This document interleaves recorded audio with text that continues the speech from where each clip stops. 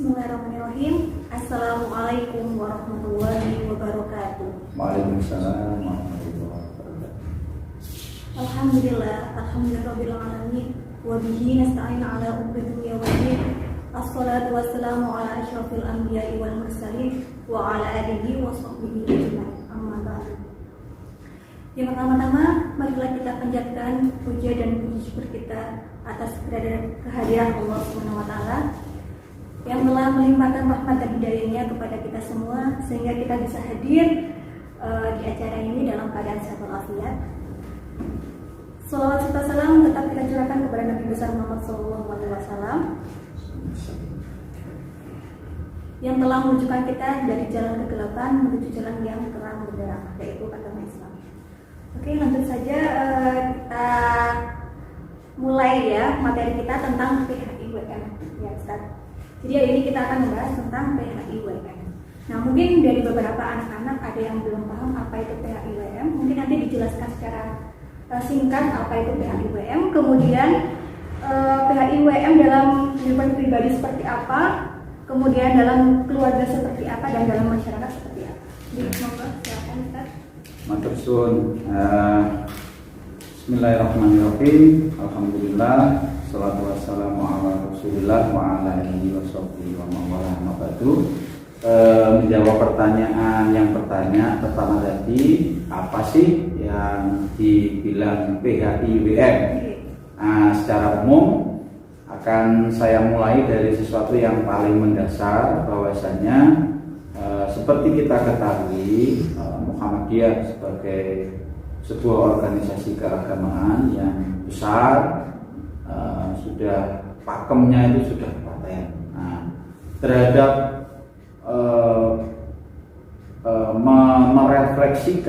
merefleksikan bagi warga persyarikatan, tentunya sudah punya beberapa pakem atau namanya petunjuklah. Pakem kehidupan itulah yang diwujudkan dalam yang namanya PHIWM.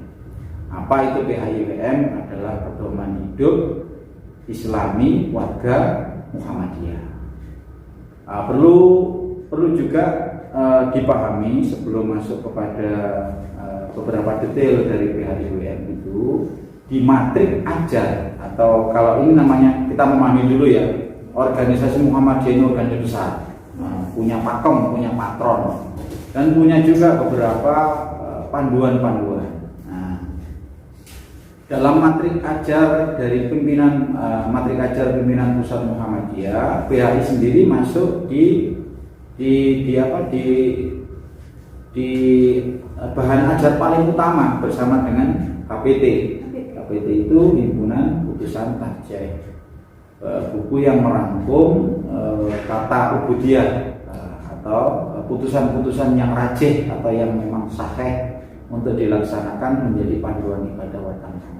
Kembali kepada PHIWM, adalah pedoman hidup Islami warga Muhammadiyah yang di dalamnya mencakup banyak aspek. Yang salah satunya adalah aspek sosial, bagaimana kita berinteraksi, dimulai dengan keluarga, kemudian dengan masyarakat sekitar. Kurang lebih seperti itu gambaran umum untuk PHIWM. Nah, untuk gambaran dari PHIWM tadi ya sudah sangat jelas apa tadi PHIWM itu. Kemudian lanjut ke dalam pembagian dari PHIWM itu. Nah, PHIWM kan terbagi menjadi beberapa bidang atau beberapa hal seperti itu. Nah, diantaranya ada PHIWM dalam kehidupan pribadi, kemudian PHIWM dalam kehidupan keluarga. Nah, itu apa saja poin-poin penting di dalamnya seperti itu, Ustaz? Terima kasih. Untuk masuk kepada substansi mendalam dari PHI, perlu saya sampaikan di sini bahwasanya untuk warga Muhammadiyah ada beberapa atau pemahaman yang kurang tersosialisasikan dengan baik. Jadi begini, di halaman depan atau di sambutan atau di preambul himpunan putusan tarjih, insya Allah untuk versi ingat warnanya saja saya, ada yang warna orange atau yang terbaru itu warnanya biru atau hijau itu ya.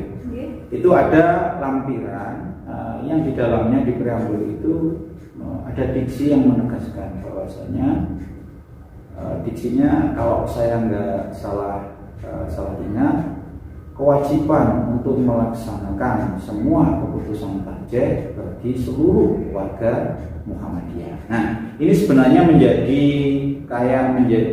konstitusi bagi seluruh warga Muhammadiyah, simpatisan Muhammadiyah, wabil khusus kepada struktur pimpinan, baik itu dimulai dari pimpinan ranting sampai ke pimpinan pusat dan seluruh ortum-ortumnya. Jadi ini menjadi apa ya? Perlu dipahami bahwasanya dalam konsep bermuhammadiyah, urusan terutama ubudiyah itu sudah ada pakemnya dan ada perintah yang mendasar bahwasanya wajib. Nah, itu kata-kata wajib itu penting untuk dipahami. Akhirnya wajib dilakukan. Contoh kasus, untuk tata cara kita berwudu itu sudah ada panduan pakem resminya ada. Kemudian untuk kita melaksanakan sholat, terutama ke depan ini insya Allah tanggal 12 kita sudah memulai, 12 April 2021 kita sudah memulai aktivitas Ramadan kita untuk sholat tarawihnya atau qiyam mulainya dimulai tanggal 12 dan tanggal 13 kita sudah masuk di qiyam Ramadan. Nah, kembali lagi untuk lebih kepada kehidupan personal atau kita bersosial sesama masyarakat atau di dalam masyarakat, akhirnya kita bisa mengambil intisari atau substansi dari yang kami sampaikan di atas, bahwasanya untuk kehidupan pribadi yang dimulai dari rutinitas ubudiyah di PHIWM itu substansinya sudah jelas, arahnya itu laksanakanlah segala aktivitas rutinitas ubudiyah seperti yang sudah diamanahkan di HPT. Karena ini dua hal yang saling bersimbiosis. Ya, simbiosis mutualismenya kuat, jadi saling menunjang untuk kehidupan pribadi. Kemudian bagaimana tata krama kehidupan ini juga, kalau memang segmentasinya ini kebetulan di acara ini kan ini teman adik-adik untuk adik-adik pelajar, ada beberapa hal juga yang miss kadang-kadang di teman-teman muda, terutama yang memang di generasi Z, generasi Y atau generasi milenial itu ya, kadang-kadang memahami agama itu apa ya, akhirnya tumbuh benih-benih pemisahan antara sekularisme, sekularisme. Kayak mereka membahas atau membicarakan tentang produk gadget atau produk smartphone-nya dia yang itu octa-core atau pakai Snapdragon, atau dia sudah membicarakan layarnya yang IPS atau yang AMOLED macam-macam. Kemudian dia membahas RAM-nya atau kemampuan kameranya, kayaknya itu terpisah dari urusan agama. Lah ini yang bahaya. Perlu saya sampaikan di sini, Allah berfirman, A'udzubillahi minasyaitonirrajim, Bismillahirrahmanirrahim, wa nazzalna 'alaikal kitaba tibyanun likulli syai', hudan wa rahmah wa busran lil muslimin. Ini sebenarnya menjadi pegangan, hukum pegangan kita, bahwasanya tidak ada detail terkecil apapun di kehidupan manusia di muka bumi ini, di alam semesta ini yang tidak diatur oleh Al-Quran Al-Karim. Semuanya secara prinsip sudah ada ada norma-normanya, ada garis besarnya. Kembali kepada kehidupan sekarang atau penerapan PHI, pedoman hidup Islam ini kepada adik-adik terutama. Contoh kasus yang paling kental hari ini, ketika setahun lebih kita masuk di pandemi ini, ada sesuatu yang berbeda, ada sesuatu yang berubah dari ritme biologis atau jam biologis masyarakat. Apa itu contohnya? Contohnya, kalau saya guyon sama teman-teman hari ini, mudah-mudi sudah berubah menjadi bangsawan semua atau bangsa turu awan. Karena apa? Jam biologisnya atau ritme biologisnya berubah. Karena pandemi ini orang dipaksa sering di rumah, akses data sampai bapak ibu ini dipenuhi selalu, ya. Hari-hari dia itu sudah nggak harus sekolah, yang sekolah akhirnya banyak di rumah. Memang untuk berselancar di dunia maya jauh lebih asik kalau dilakukan di malam hari. Di malam hari akhirnya tanpa sadar pelan-pelan setahun berselang ritme biologis itu berubah. Padahal kalau agama kita menggariskan atau BHI kita temui bahwasanya siang harinya orang Islam itu waktu adalah waktu kita untuk beraktivitas dan diberi kenikmatan Allah berupa malam hari itu untuk bertafakur dan kemudian digunakan untuk beristirahat atau mengistirahatkan tubuh kita. Ini kalau kita bicara korelasinya dengan BHI, inilah hak tubuh dan hak pribadi kita. Kita harus mensinkronkan dengan hal ini. Ini ada di, nah ini saya berusaha kontemporer memahami PHI kita hari ini. Nah untuk adik-adik dipahami. Ojo tadi bangsawan lagi ya, ritme ini harus dikembalikan kepada status yang normal. Kemudian untuk yang muda-muda terutama yang laki-laki akhirnya geser nangone warkop gak mulai-mulai jamnya itu malah berubah total diwalik. Kalau dulu ngopinya itu siang hari ini lebih senang ngopinya malam hari pulang-pulangi subuh. Mari sembahyang subuh 14 tidur sampai jam 12 siang baru beraktivitas kembali. Lah ini perlu saya garis bawahi di kala Covid atau pandemi seperti saat ini, ketika terjadi PHK massal yang luar biasa, kemudian angkatan kerja tidak tertampung oleh fasilitas kerja yang disediakan oleh pemerintah atau dunia kerja, akhirnya terjadi gelombang tsunami pengangguran.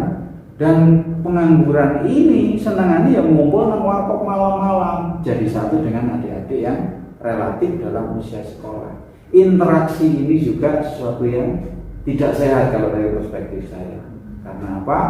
Anak-anak yang nuwun sewu masih dalam pakem belajar atau pakem studi atau pakem mencari jati diri ditemukan kepada orang-orang yang sudah expert atau sudah mahir dengan kehidupan karena mereka angkatan-angkatan kerja. Tapi kumpul di situ membahas sesuatu yang tanda kutip menyesali keadaan hari ini. Susah ya boleh. Nah ini kan berbahaya buat adik-adik.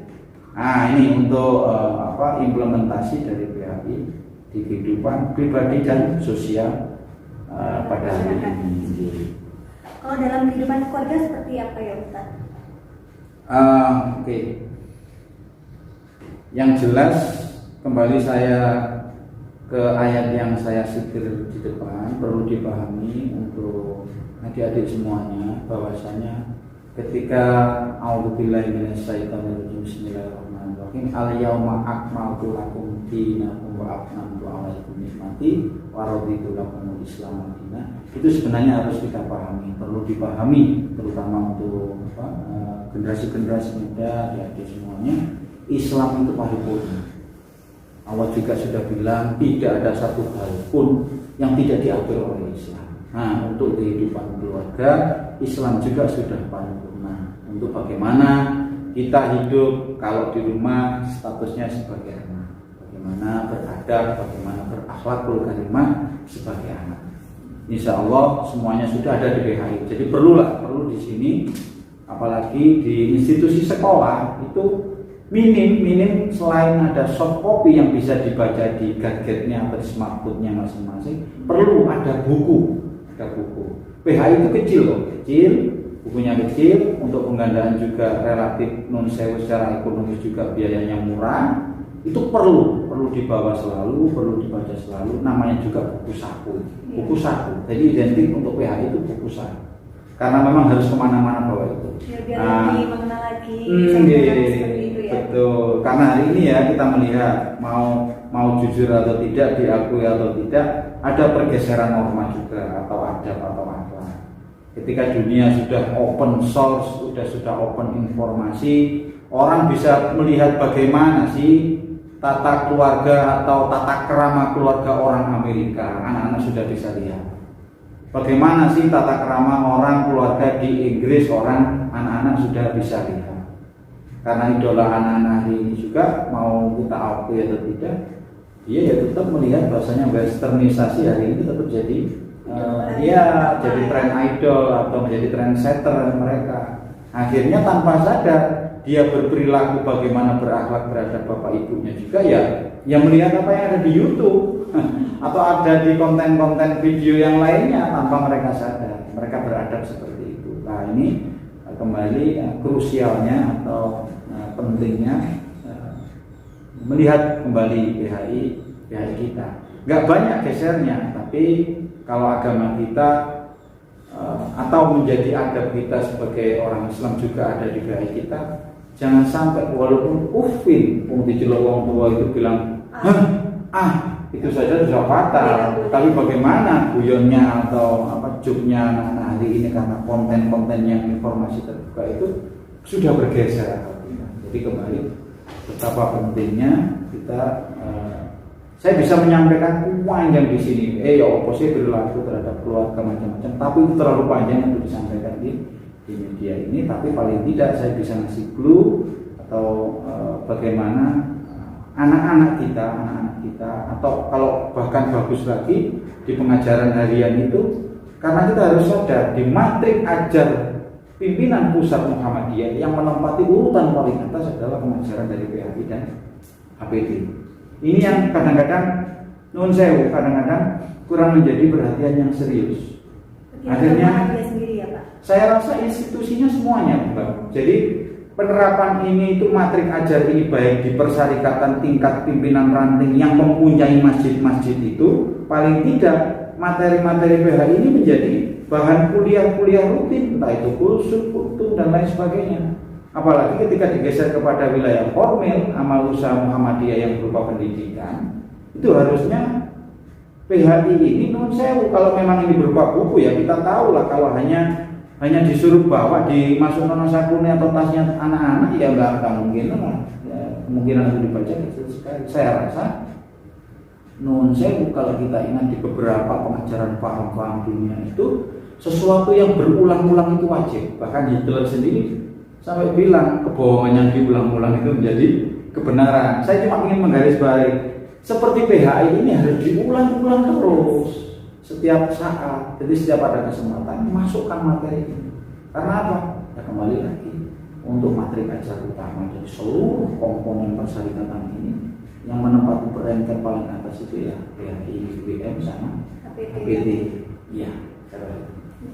Oke, sangat menarik sekali ya pembahasan hari ini. Nah, kemudian saya ini juga tanya, bagaimana sih caranya kita mengaplikasikan tadi PHIWM dalam kehidupan sehari-hari dan apa fungsi dari PHIWM ini? Mungkin sebagian hanya melakukan saja tanpa tahu apa itu fungsi dari PHIWM itu sendiri. Mungkin nanti bisa dijelaskan sedikit.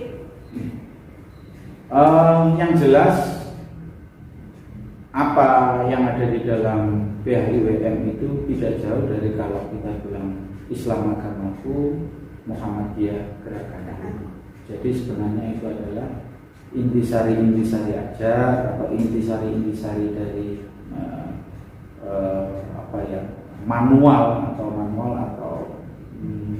buku panduan atau petunjuk teknis bagaimana si manusia hidup. Itu sebenarnya itulah fungsi atau esensi yang ada di dalam PHI. Kalau saya tata krama hubungan sama keluarga bagaimana? Kalau saya berhubungan sama tetangga bagaimana? Kalau saya berhubungan dengan lingkungan yang lebih besar lagi, aku nanti besok itu dari awal bagaimana? Gitu. Kalau kita sudah masuk di lingkungan kerja atau lingkungan sekolah, ya saya harus bagaimana? Sebenarnya fungsi atau output keluaran yang ingin diraih dari PHI ini sendiri adalah seperti yang ada di ADART-nya Muhammadiyah, membentuk masyarakat Islam yang sebenarnya. Sebenarnya Pakem Muhammadiyah itu luar biasa sempurna menurut saya. Maksudnya dari aspek apapun juga ketemunya di muara yang sama. Bahwasanya ya Islam agamaku, saya berislam dengan cara bermuhammadiyah sebagai gerak. Gerak itu apa? Berarti kan kullu dabbatin, kalau Allah mengistilahkan kita ini kan entah itu manusia atau makhluk Allah ciptaan yang lain, itu sesuatu yang bergerak. Nah, itu khusus untuk manusia, untuk manusianya. Waktu pertanyaan fungsinya apa sih? cek awakmu dadi wong Islam sing seperti Islam sing sak teman-teman sesuai dengan Al-Quran dan As-Sunnah seperti itu. Nah, ya dakwah kan kalau di Muhammadiyah itu kan organisasi dakwah amar ma'ruf nahi munkar sesuai dengan Quran dan Sunnah Nabi. Saya rasa itu keluarannya untuk PHIWM itu. Ya. Kemudian apa semua warga Muhammadiyah harus menjiwai dari PHIWM ini? Nah, bagaimana kalau misalnya ada warga Muhammadiyah yang tidak mengaplikasikan dari PHIWM ini? Nah, apakah ada sanksi khusus atau berjalan seperti biasa seperti itu, tidak ada sanksi? Kalau bicara sanksi sebenarnya kita terkena pasal lah istilahnya, terkena ayat la ikraha fiddin ya, maksudnya itu secara umum ya, secara umum itu kan dasarnya itu agama sendiri ini kan ya penyampaiannya itu kan bil hikmah wa mau itu hasanah. Jadi kalau pertanyaan tadi iki wong Muhammadiyah iki duwe PHI lho ya, duwe HPT. Terus piye nek gak melaksanakan atau ada warga yang tidak melaksanakan? Saya rasa kembali karena kita punya pakem-pakem tadi ya sanksi moral, saya rasa seperti itu. Tapi masih berarti ya. Betul, tapi kalau ini sudah masuk kepada institusi sekolah, itu beberapa mensewu ini kalau saya juga pernah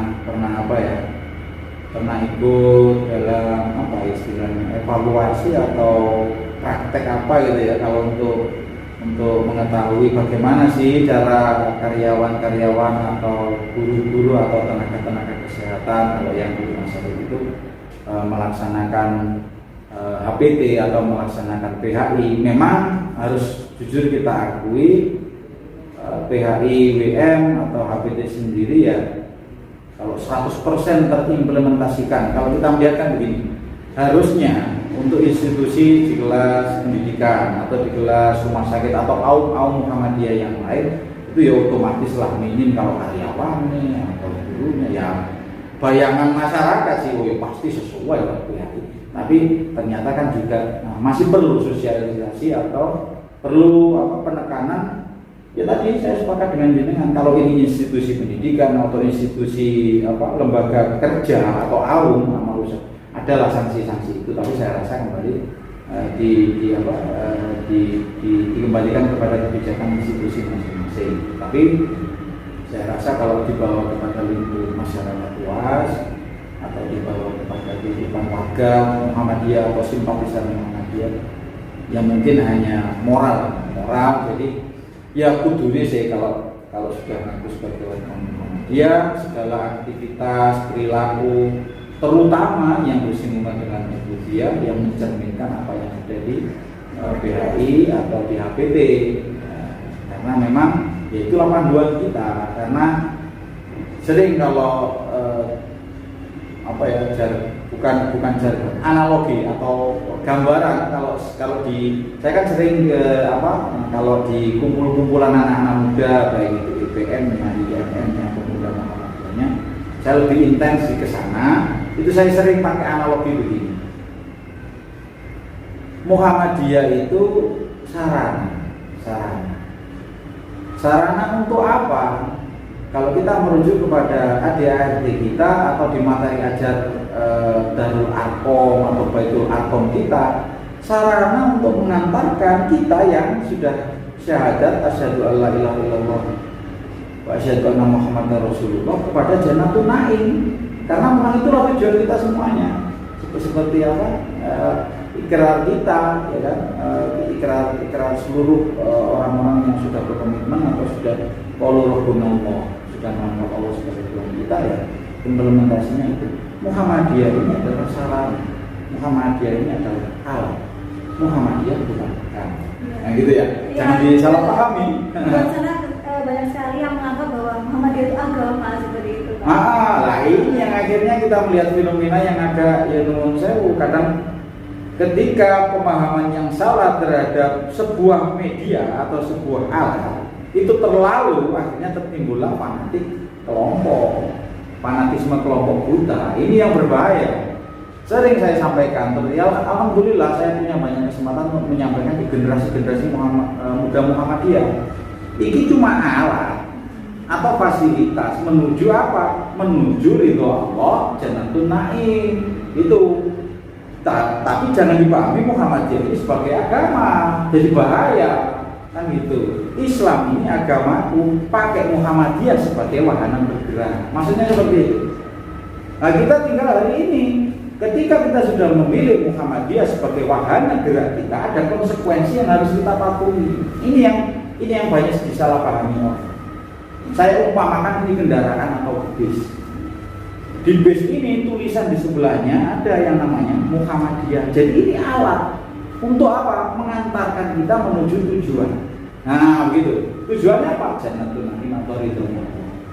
Di bis ini namanya bis ini bis Muhammadiyah. Siapa yang setuju dengan pemikiran Muhammadiyah, kita persilakan masuk ke Muhammadiyah. Ketika sudah masuk dari pintu bis ini, tolong pilih tempat duduk yang nyaman. Duduk dengan baik, duduk dengan anteng. Jangan ketika sampai duduk jadi orang yang bingung. Karena saya melihat begini, ketika pemahaman terhadap alat atau Muhammadiyah ini salah, orang mikir Muhammadiyah ini macam-macam. Ada yang nawaitunya Muhammadiyah, mohon sewu ya, koreksi saya. Ini hanya soal motif saja. Budale nyambut gawe dari sandang pangan. Wah, jadi rusak.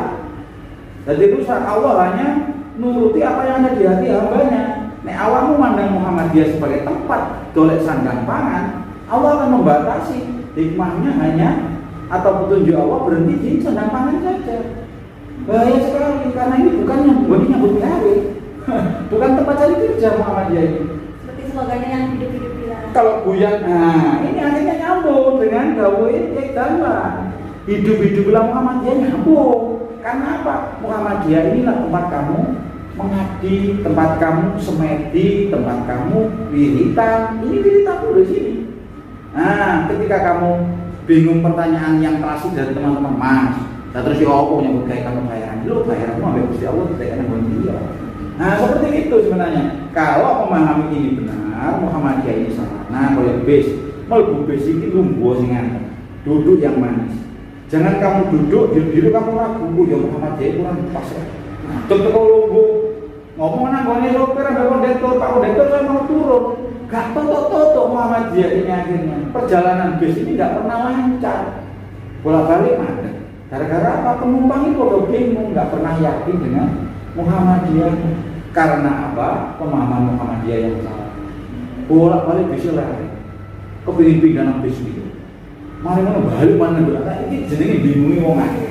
Nah, pentingnya kembali lagi kita ketika memahami segala sesuatunya itu samikna atau yang sesuai yang sudah digariskan atau dibuat oleh pakem pimpinan pusat Muhammadiyah, insya Allah semuanya jauh lebih mudah dipahami.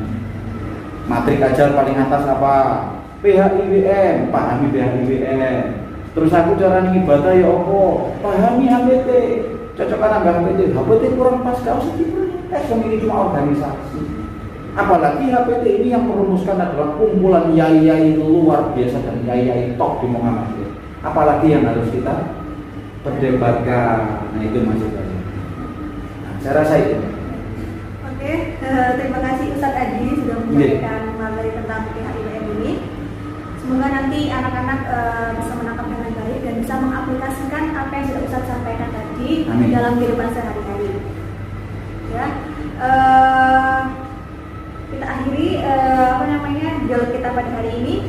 Sekian, wassalamualaikum warahmatullahi wabarakatuh. Waalaikumsalam warahmatullahi wabarakatuh. Ya, kita akhiri dengan doa kafatul majlis ya Ustaz. Subhanakallahumma wa bihamdika asyhadu an la ilaha illa anta astaghfiruka wa atubu ilaik. Ya, terima kasih Ustaz Adi sudah datang ke sini. Ya.